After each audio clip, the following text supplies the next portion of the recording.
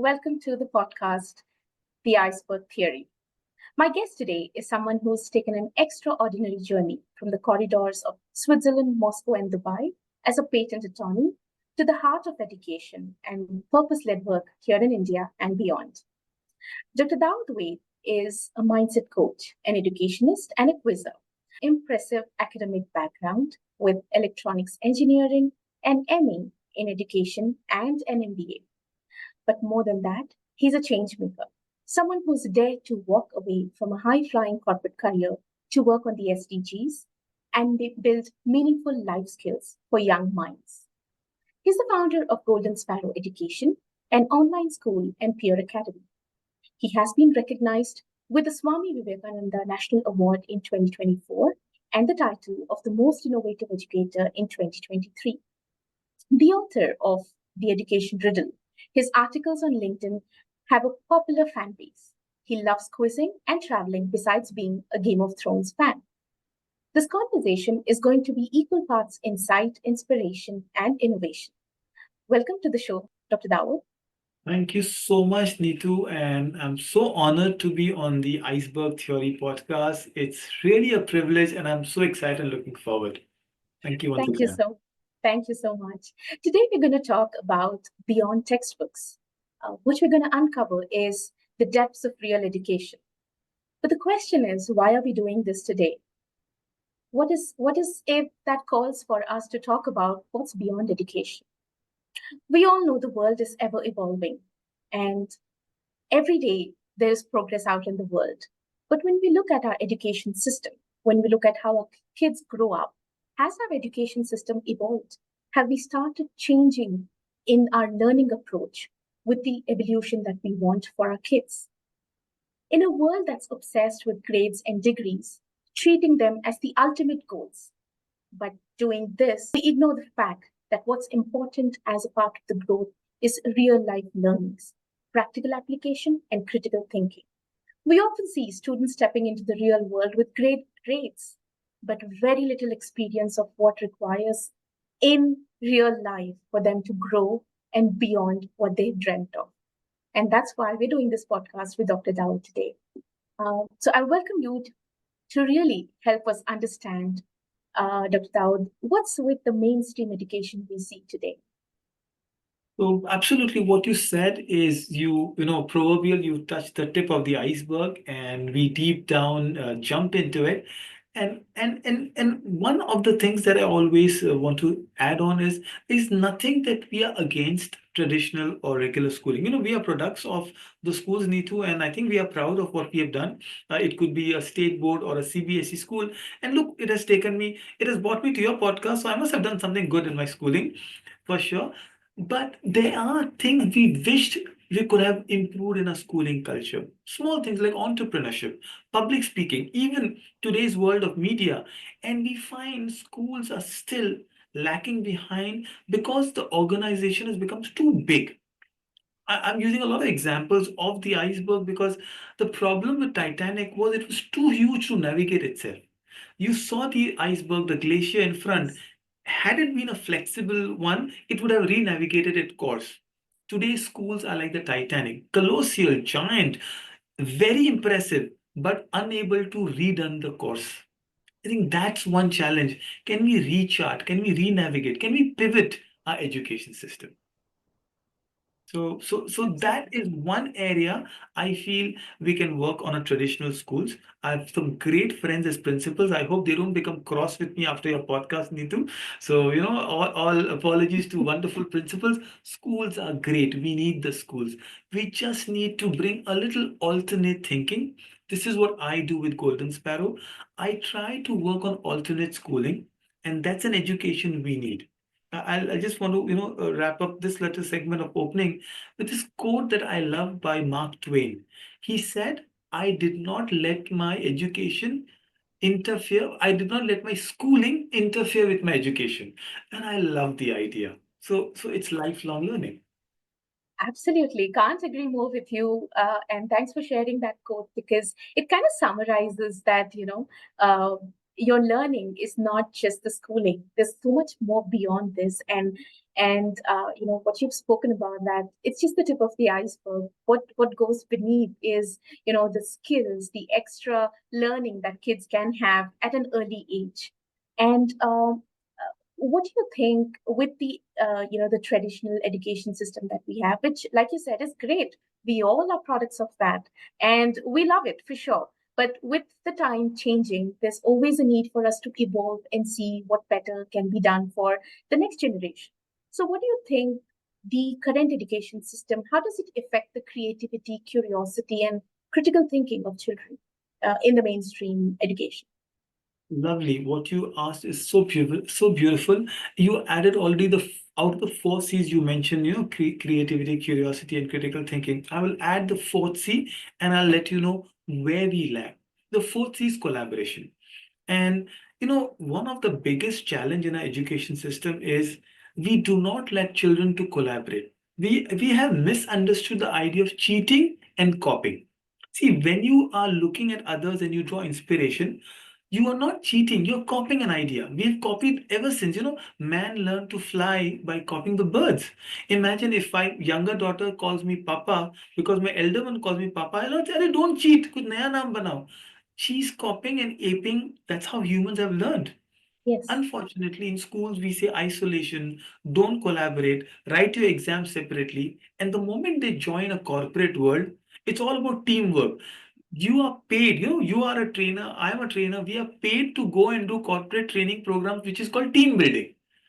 so What true. happened in the school was completely opposite. So, number one, our schools have to adopt, and when I say schools, I'm talking about large segment of schools, not any specific schools per se, where the world has moved ahead.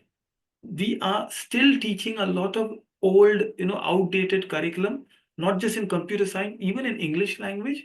Then the catching up is important. So number one is collaboration. The schools have missed out on collaborative part. Number two is you have to teach a child who's ready for 22nd century, not with the tools of 20th century. We're missing out.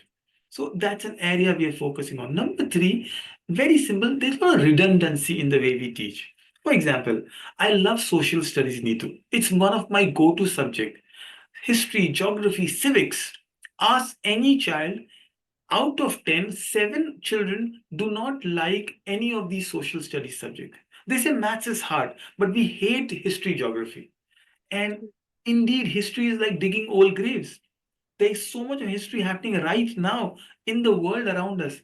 How relevant are we today? So some of the challenges that we have are schools is we are not becoming relevant for the current environment. Our kids are on Instagram and we're still stuck on Facebook. That's our problem. Can't agree more with you on that again, because beautifully said that, we are stuck in the 20th century and the kids are growing to be in the 22nd century, somebody who has to be ready for what 22nd century might bring in. But yeah, if the education system is not supporting them right from early years to be Yeah, prepared for that, then yeah, we're delaying their progress in a way. absolutely. Wonderful.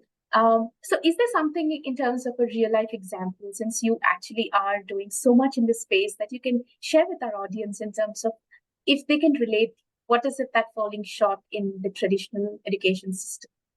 If there's anything that you'd love to share. Yes, I love the way you say something that we're not here to come and crib about the current schooling. We're here to find solution. In fact, the book that I wrote, Education Riddle, I was very, very specific and sometimes, you're very choosy. I said, I want a name which suggests there's a solution. Yeah, Riddles are complicated, riddles are puzzling, but riddles also have to be solved. So today we need to sit down and say, okay, what can I do which better? I'll give you again two or three examples from real anecdotal examples on what can we do better. Number one, let's take up entrepreneurship. Right? yeah, For that matter, Golden Sparrow was nominated in Shark Tank and it's very wonderful. So the new buzzword came in elevator pitch. What's your ROIs? How far removed are we from business? That's an yes. area. So every school should start an entrepreneurship program. As simple as that. Allow a child to come up and showcase their talent on entrepreneurship. You don't have to introduce a subject per se, but business studies is wonderful. Just start with 101 business studies. if the school does not do anything except just show them a Shark Tank episode, that's good enough. Get a Namita Thapar and get an Aman Gupta. Just tell Yes. them they exist, and that will be wonderful. So one of the things we do here is I try to go and I created a term called student CEO, and we say, okay, let's take up a lens card, or let's take up an Amazon or an Ola. How do they function? So point one is, if we show them products or services they relate to. So they see a Lenskart ad. They say, okay, Piyush Goyal, okay, what does the CEO does? All right, how does a hierarchy work for, say, a boat? Because these are variables they are more related to. So they now talk about boat. They say, okay, can you find out 5 competitors for boat? This is research, Neetu, which is Yeah. done at a school level, a grade 5, that is a 10-year-old child can do it. Point number one. So if we can just introduce a curriculum which is relevant to them. Number two, very simple, is I am very passionate about a program called the SDG. Mhm. These are United Nations Framework for Saving the World, Sustainable Development Goal. Mhm. So what we say is, I met the CEO of BMW and he was introducing the EV cars. And he said, I asked a question to the 500 salespeople who were joining my organization. He said, how many of you know which SDG goals we cater to? It seemed there was one person who was an educationist, and he said, I raised my hand, and he said, all of you will become redundant and jobless in the next 5 years if you do not know SDG goals. This is a relevant framework. Goal number 13 is climate action. Greta Thunberg, she is Yeah. the modern day activist. In our time, we had Jane Goodall, the lady who worked with the chimpanzees. Greta is today's girl. She bunks schools on Friday and she goes and tells the people that you have lived your life. Will you save the earth for us? We need green Wow. crusaders. In Bombay, where I live, and I think Hyderabad is a lovely city with your Hussain Sagar Lake and all, my beaches are covered more with plastic than sand. Absolutely. We need students to go out. And, Yes. and that's why I said the class, COVID taught us a lot of things that you don't need the brick walls to learn. You can go out and learn. I can give you so many anecdotes. There's a beautiful school. I'll take one more. Mahatma Gandhi School in Sure. Ahmedabad. Great people. The Pascal, Anju, and the French couple there. They said the streets are an extension of schools. You want to do a Nukkad Natak? Neetu, I had taken my kids and did a school annual day in the food festival with unknown strangers, not parents who are ready to clap, people who are critical. The kids' confidence level, self esteem rose. Can our schools be a part of a larger ecosystem? So these are two hopefully possible solutions, two or three, that our schools can immediately adopt. Yeah, yeah, beautifully shared, Dr. Dawood. And I love the example where you spoke about, you took your children out there and they're amongst strangers. A lot of times, in a regular schooling environment, like I've got a 7-year-old and I can so well relate to it. It's all about, okay, there's a sports day activity. So everybody who's present there is someone or the other associated with the school in some form or the other, like either they're a parent or the staff or the children themselves, from higher grades. So children are performing in front of people who probably know what to get out of them, but Right. performing and doing stuff right in front of strangers, that is where you actually that's where growth happens, right? And that's what happens Absolutely. when we grow up. When you whether you start a corporate career or whether you start your business, you're never in a known circle. You always start with Yes. strangers. So it's so beautiful when you said that.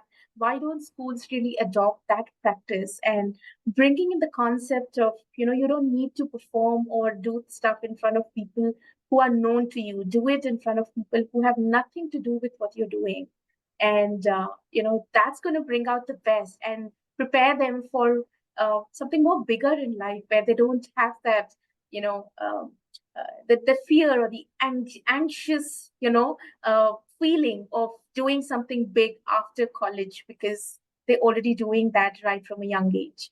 So thank Absolutely. you. This is so nice. I'm just adding something. The mom and the dads and us are always protective. But Yes. there is a limit, there is a net. When my daughter, turned 18 and she said, okay, I'm going to college, she was homeschooled, Neetu, all her life. And suddenly the father in me, all these theories went out, vanished in air. And I'm a concerned father. How will she interact? How will she go to college alone? How should she? And then I realized, remember the analogy of cycling? My Yes. father taught me cycling, but if I were to hold the handle, I will never let my daughter learn. At some time, you have to let go of it.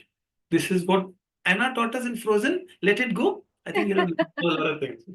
Beautiful, yeah, beautiful. And not just as a host of the podcast, but even as a parent, then the first question that I get, and I'm sure a lot of our listeners would get, is okay, there's a requirement for this shift, but what does it look like? So, what does learning look beyond the traditional system of learning? What does it look like? Learning is so, I'm sorry, the cliche word is holistic. It is so holistic. Learning, and I think you aptly named this podcast so beautiful, beyond textbook. I love books. I'm an avid reader. But I also realized today podcasting is wonderful. So, Neetu, you are my second favorite podcast, right? So I'll be biased. Nikhil Kamath, look at the world he has opened up. His podcast is so beautiful, WTF. And there's so many people. There's Shantanu who's doing the barber shop. I think that is what I'm looking at. Learning has gone beyond. Yesterday, I and my wife, we went to this beautiful museum in Mumbai called Muso. Mhm. Muso is Museum of Solution. 9 floors of play labs, makers lab. I think if schools can look at adult tinkering labs, there is a space to grow and learn. So this is what I'm shifting to. My own work with alternate schools, I'm seeing there's a huge growth. So I spent a lot of time in Isha Foundation in Coimbatore, or the Jana Krishnamurti School of Thought, or Shanti Niketan in Kolkata, where Gurudev Rabindranath Tagore had his ideas, India's first Nobel laureate. And I always tell myself, can we have learning spaces, islands within school? Our libraries. I'll just give one very, very tough example that we have as a director of a school. What's the word you listen to or read when you go to a library? There's a big bold letter is written. What is that? Oh, Silence. there you are. We all, we may have studied in different schools and different cities, but we have the same silence. Libraries have all the ideas for conversation, and we tell them, shh, that's it. We have stopped learning there. So I think the new learning is about conversation, collaboration we spoke about, the C's that you mentioned. We need to push our children to critically and creatively think. Absolutely. I can't agree. I mean, I just still can't stop smiling to the word silence. It took me back to my school and college days. And that's one of the reasons we would hate going into a library, because you have to be quiet. Yeah. And, making kids quiet is not what you want to do. They should speak, they should talk, they should exchange ideas. True. Um, I had one class, I'm just adding on, sure. in the school I was a director. We had a lovely library, very big library, and I wanted to teach them on World War II. And imagine, I told all of them, bring your nerve guns tomorrow. We're going to play. So we had allies and axis. So we had Germany and France and Britain. Neetu, even today, after 5 years, these kids remember the geography. I've never seen. Wow. And my library was a mess. My chairman called me, and first, before the students, I was getting a shout down. But I think that was the best day of our life. That's beautiful. Beautiful. So yeah, so my next thought that comes to my mind, again, just listening in as a parent, that okay, great, I know alternative schooling, that there are options that we need to look at Yes. as parents. And but how does this impact my child's mindset, confidence, adaptability? Because the world around is still, at least the much as we can see, it's all still stuck with grades and textbooks and all of that. So how does this shape my child's mindset? Looking at an alternate schooling, how does this impact the mindset? Very, very deep and very difficult question, because one thing that we need to work a lot on is really the mindset. There's a book by Carol Dweck on fixed and growth mindset. I think we need more awareness. The reason I see a shift now is Gen Z. That's what they call millennials. Millennials are becoming parents now. So all Yes. those born in 90, 2000 early, they are young parents who are coming to me. They are bolder, they are more risk takers. There's an IB actually learner profile, risk taker. These children are now willing to take the risk to alternate schooling. And when I mean alternate, I do not mean to radically shift all schooling. One is I want schools to adopt few things. Life skills. NEP is a brilliant program. The concept, National Education Policy. National Education Policy have conceptualized the concept of 21st century life skills. I think schools need to implement this within the ecosystem. That's for one. For example, the Panchkola, it is nothing but Bloom's taxonomy. All the things you've got what are your Aditi, Bodh, Prayas. The idea is all of the traditional knowledge is very much a part of alternate thinking. Number one. Number two, when I say alternate thinking, let's say what I want to do is focus on child's creativity and foundational knowledge. A lot of Sure. time child goes from grade 2 to grade 3, and you don't know, except the textbooks and the classroom, nothing has changed. Yes. You just have a new teacher teaching the same old things or the same old way. I said, what has the child gained in the next year? So we need to have milestones. A lot of us are still worried about marks in the board exams. We still judge a child based on their 10th report card. Neetu, if me and my friends were to get married based on a 10th report card, most of us will be bachelors. So life is, life is not dependent on how much you score. Sometimes there's students have scored very well because they were spoon feeding, they were struggling in life, they didn't do well. So one of the things I try to educate parents is look at the alternate boards from a Yes. state board to an open schooling board, NIOS. I'm a big evangelist of NIOS, National Institute of Open Schooling. Not necessarily for everybody, for traditional schoolers or homeschoolers like us, NIS is a blessing. It is a government Ministry of Education accredited board. The child can finish their 10th or 12th and they can go into any stream from engineering, write their NEET exams, go for arts, humanities, science. And in the last 6 years, close to 100 students I've personally taught who are doing brilliant. Someone is in UK, in Australia, in India, across engineering. So this is what I always say. One of the things I try to elevate the fear of the parent is boards are milestones, not destination. Yeah. Very True. important. I repeat, sometimes we think boards are the ultimate. No, if I were to, let's say, travel from here to Pune, right, Bombay to Pune, I get a beautiful hill station called, Lonavala. It's great to stop at Lonavala, buy a little bhutta or the corn, but I won't stay there. My destination is Pune. Same with Yes. a 10th board or a 12th board is a milestone. Achieve it, frame celebrate it, but move on. It's not end of it. Yes. NIOS is as diverse in the choice of subject like a Cambridge board. IGCs, I'm a big proponent of Cambridge.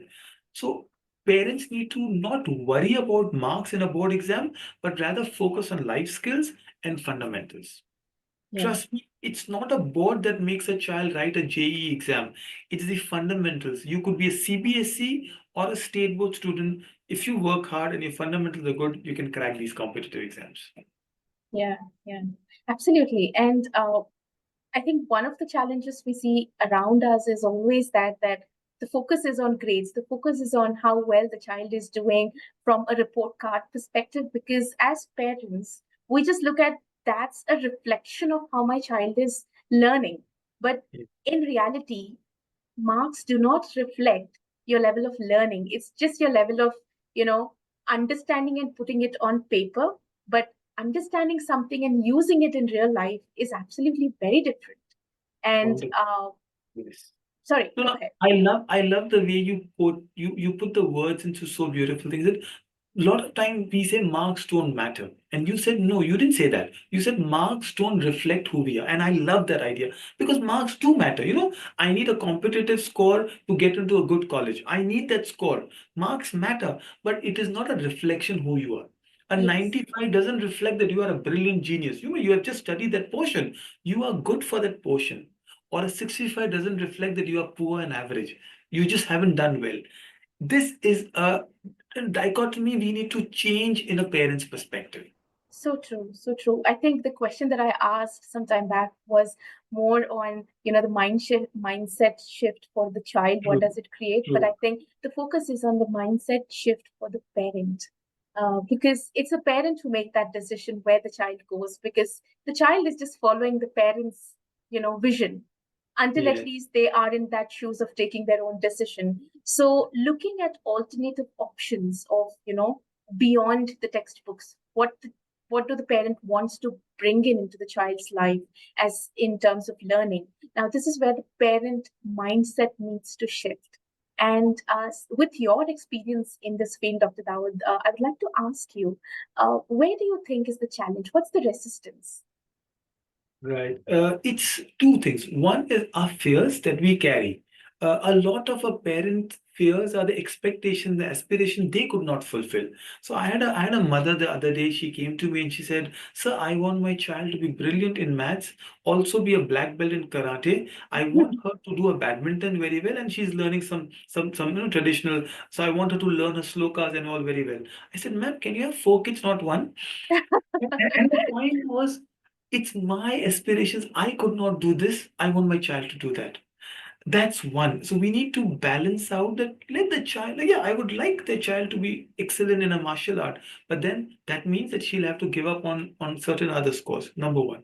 Number two, uh, a community is not built up. Like your podcast is a wonderful way to reach out. How many of the parents are putting effort to? I had a very good, someone from the armed forces, and he was very aspirational about his daughter, and a good friend of mine. And I said, "Sir, what effort are you putting in for your own growth?" He said, "No, I'm done. I'm 50." And I said, "No, your children are just a reflection of how do you want to shape up yourself. So we need more aspirational parents. And how do you develop that? Reading, traveling, and meeting people. I want parents to travel to schools. There are some great schools. Look at the school called Fountainhead in Surat. Look at a school called Yellow Train in Coimbatore. I'm just giving random names. There's some great Sure. friends. Sanjeevani in Mumbai. Make a trip to a city and go to a school and say, okay, one day is only for an educational trip. Say hello to them. That's one. Read some wonderful books. We just said, mindset. There is a book called Why Are School Buses Yellow? It's a lovely book. There's a book called The Magic of Thinking Big. We start with those books. Great idea, efforts on reading. And finally, meet people. If can't meet, listen to today. Podcast is a new reading. Neetu, I think when we complain about a fixed mindset, I think I give you three ideas. How do we move to and none of them comes without an effort. So there you Yes. are. Efforts are required. Absolutely, can't agree more on that, because you touched on it beautifully that children look up to parents, and if parents have stopped the learning curve and they said, okay, this is it, I'm in a well settled job, I don't need to do anything beyond this, I don't need to study or learn or bring in more skills to myself. The child is also going to just it's just a reflection of what they see Yeah. around them, and it's so important that with that mindset shift that the parents can get in. And I love the way you beautifully shared little things that they can do. So you don't need to go and change the child's school today. Like they can be happy where they are. You can look at long term. Do you want a similar kind of education for them or not? But short term, what can you do? The little trips that you spoke about. Reading, about understanding things around us. It's beautiful for parents to really know this is how you bring in a change. And your traditional schooling system, you can't rely on it completely, that okay, they're going to bring this change for you. You have to be an equal partner in bringing this change. uh, uh, so I would love to hear about the alternate school that you run, and something that our learners can know about what happens at the Golden Sparrow. All right, so I'm so glad, it's something so close to my heart. When we were thinking of the idea, I grew up in different cities in India. My father's in Merchant Navy, so we kept moving across from Kendra Vidyalayas one to another. And we always had these sparrows come to our house, chirping, these small birds. Today, I see so less of sparrows. I mean, True. the idea is these birds, which were very ordinary looking, and yet today their habitat's gone and they're endangered. Yes. Students, the creativity has gone the sparrow way. They're endangered. Our students' creativity is endangered. That's how Golden Sparrow came across. Sone ki chidiya. I wanted to call this a modern day Gurukul. So I went to, meet some of the greatest minds in India in education, whom I could, some very influential people from Professor Sugata Mitra, Sonam Wangchuk sir, and Sadhguru. And I realized, okay, alternate schooling is a great buzzword, right? Alternate schooling is like EV vehicle. Everybody talks about it, but nobody wants to buy it, right? No, I have. Then I said, can I make an alternate school affordable and within the city limits? Nobody wants to go and live out in a 25-kilometer radius away from a city and then do the alternate schooling. True. This is how Golden Sparrow came across.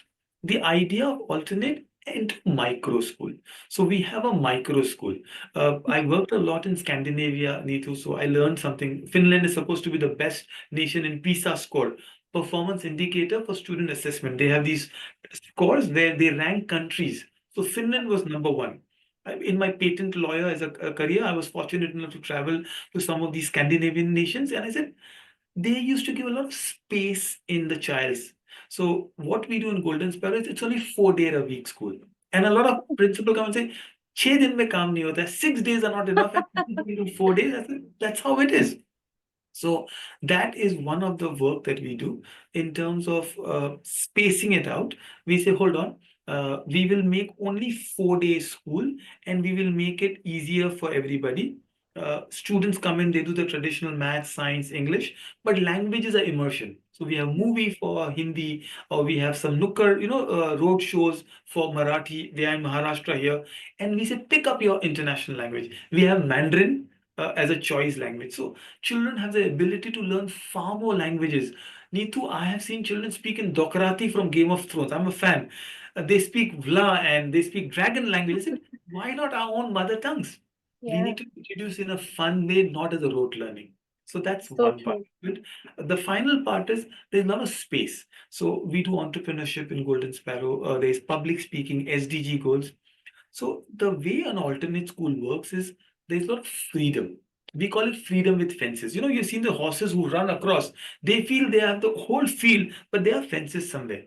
The same way, we allow them the choice. So you want a bagless day? Fine. You don't want to study? We'll play a game, Scrabble or a battleship. But there are outcomes based on them also. So that's what Golden Sparrow's model is.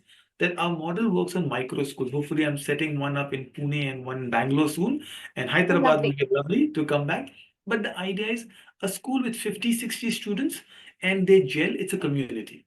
The other alternative with Golden Sparrow is I also believe online is a great space to learn, but asynchronous classes won't work. What I mean by asynchronous classes is you pre record a class and you put them and say you learn on your own. Students Yeah. need a tutor live. You know, True. they need someone to interact in person. That is how the online space works. I've got a lot of sports students. I've got a lot of students in medical history and people who are migrating. Alternate schoolers are taking a brief online 3 hours a day, and then they are free to pursue their arts, music, sports, any passion they're excited about. So this is the two branches that we work on Golden Sparrow. That's amazing. Makes me feel jealous. I'm not born in this era, and I was Mhm. born, somewhere in the 90s where, it was still everything dominated by the traditional schooling. Again, nothing wrong with that, but the liberty that, looking at alternative ways of learning gives, and that's the need of the hour, I would say. One last question that I would have on this is, what's the reaction of parents and policymakers, educators to ideas like these? How do they? What's the response? Right. So, I think it's Gandhiji who said first they oppose you, then they fight you, then they accept you, and then they, they champion your cause. So, when we began the idea, it was very radical idea. We are disrupting the education system, and they were unsure about it.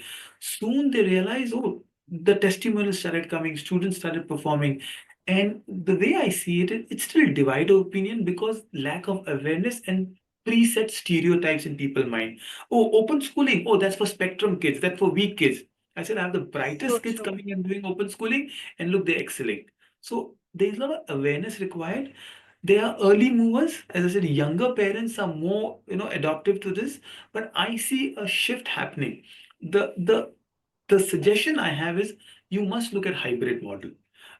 We call it the phygital. But, today we are in two different cities, but look at the conversation. It's as good as sitting together. The only thing Neetu missing is the coffee, right? I can have Yes. mine, you can have yours, right? I have my book right behind me. I think the phygital space is wonderful, physical and digital. Yes. Parents are adopting, early adopters are wonderful, but the more policymakers come forward, we need government to stand up and say, I see sometimes these parents with open schooling having a challenge at passport offices. The passport officer doesn't know CBSC ke aage usko pata nahi. He said, what board is this? I will not give you an ECNR, approval. If we have, I have written to the Prime Minister, education ministers, if they speak up, I think we are the youngest nation, India. I think we'll be forced to reckon with if we give alternate space it deserves. Absolutely, yeah, beautifully said. And I think this gives a lot of insight to parents as well. That what is future of these alternative schooling look like, and how important it becomes for parents, not just because they are coming from the younger generation who's now becoming parents and is open to ideas, but the older parents as well, to open up to this idea and open the doors of unlimited learning for the children without just crushing them under grades and marks, and leaving everything else for after school, after college, for them to explore on their own. So the one thing I would love for you to share with our listeners is, if there is a parent who's listening to us, what would be the three things that you would suggest if they are considering, okay, what do I do if I want anything beyond the traditional education for my child? What do I do? What could be the top three things? Wow, this is wonderful. I think I had to think deep about it. So let's say I put myself in as a father now for my own daughter. The first thing I want a parent to do is sit down with a child and say, okay, what are your aspirations? What are your dreams? It's very important because when we grew up, the only thing we knew is every child in my class wanted to be a pilot. And I keep saying we still have the pilot helmet, but Swiggy is written behind and become delivery. So chalate, you ride the bike like a flight. So sometimes a child have these big dreams and hopes. Number one is have aspirations of a child. Number two, don't ignore any signs of child restlessness. So meet some career counselors. If not career counselors, meet some educators. Have perspectives. Today we are very narrow. We only think IIT and NEET are the only options. Today influencers are making, forget money, they have more self-esteem and respect. Singers, lyricists, I mean, the world has changed. Chefs, the world is travel bloggers, my goodness, I can keep naming them. Scuba divers, Neetu, I'm from Andaman Nicobar. Scuba diving is, you are you are doing what you love. Authors, you look at Chetan Bhagat and JK Rowling. So that's one thing, meet people in the industry and do. And finally, as a family, travel. As simple as take a train ride and go and visit a museum, take a car and go somewhere on a picnic, or if you can plan, it's not those large vacations you plan to Disneyland, it's the small things you do which matter. We live in moments, Neetu. We forget bigger things. The moments, I walk with my wife every day in the evening. I think we both wait for it at the end of the day. And the best thing the children see, they see us as a family together. This is what I want them to talk to the children, and it'll change a lot. Yeah, so beautifully said. What you mentioned in the last, creating those memories. Actually, that forms, that goes into, creating core memories for children as they grow up. And what we become as individuals is contributed majorly by those core memories. So, how are we as parents contributing to those core memories, at the same time bringing in the aspect of real life learning?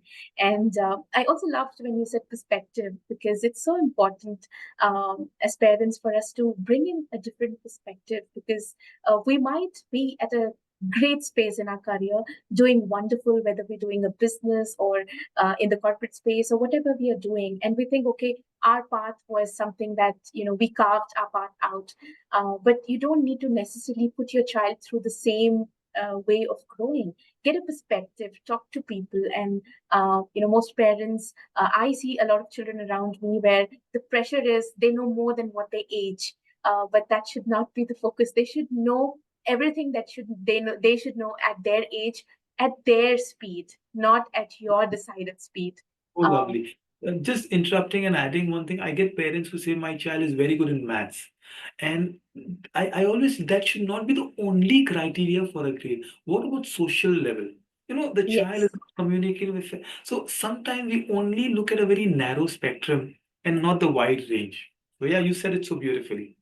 Yeah, and thank you so much for sharing everything that you've shared today. Because, like you said, again, not as a podcast host, but as a parent, for me, it's so much of insight into, okay, education is much more beyond what my child gets into the school and learns, but there's so much more. So, and if I'm not looking at alternative schooling options, or a blended schooling option at the moment, but what are the simple things that I can do?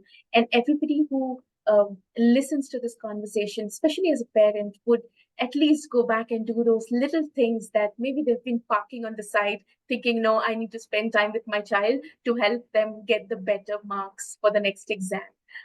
Chuck that, just go take a trip with them, a small trip, and that's going to give them a lot more learning. And those have been my takeaways with what you've shared. Thank you so much for sharing your insights, Dr. Dawood. You so much. I feel very honored and privileged to be part of this. And you have a natural flair, Neetu, the way I don't think it was an interview, it was more of a conversation between two people who genuinely want good education for the children and for parents to know. So thank you so much. It was wonderful talking to you. Pleasure to have you on the show today. My Thank pleasure. you.